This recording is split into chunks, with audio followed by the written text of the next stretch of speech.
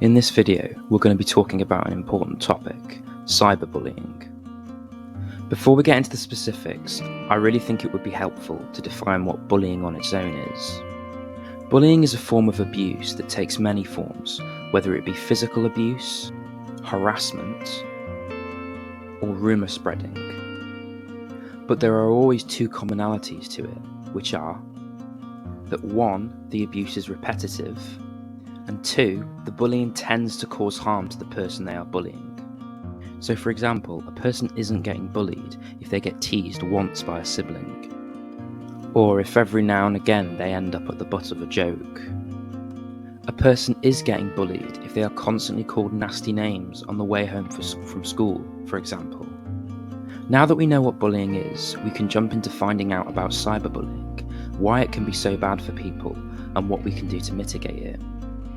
But before we start, why don't you like this video and subscribe to my channel so that I can keep making educational videos like this one. Cyberbullying is simply bullying that occurs online.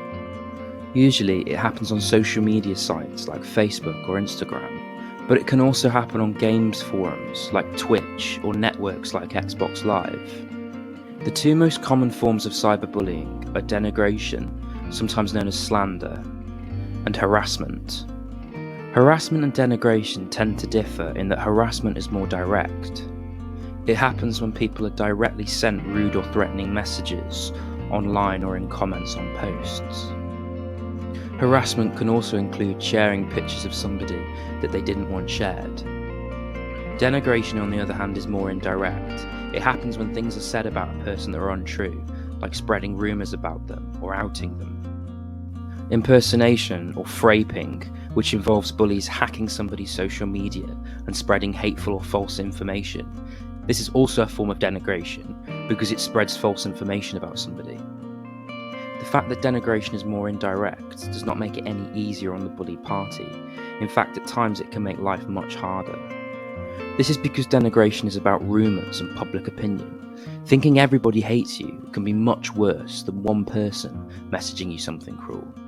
Cyberbullying can be really harmful to victims' mental health. It can cause low self-esteem, depression, and even suicidal thoughts. The advent of social media has made the risks to young people in particular more acute. Young people are more likely to be on social media sites like YouTube and Snapchat, and are thus more likely to be the victims of abuse. The internet is also open 24/7 and free to access. So whereas school bullying stops at the school gates, cyberbullying does not.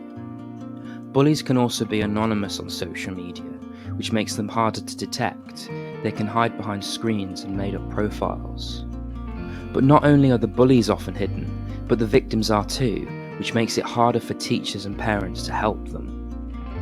A teacher or parent can see somebody being picked on in the playground, but not necessarily a child that is experiencing abuse through a screen behind their bedroom door. So how do we stop cyberbullying? One of the best things we can do is educate children on it, so they know when it's going on and know that they've got somebody to talk to about it. I think as well that spreading rumours and gossip is possibly innate to social media because of the universality and anonymity it offers people. In other words, teaching people how to deal with bullying can only go so far. I think children's social media use should be limited by their parents. And adults as well should take frequent breaks from social media. That's cyberbullying. Thanks for watching. Please like, share, and subscribe.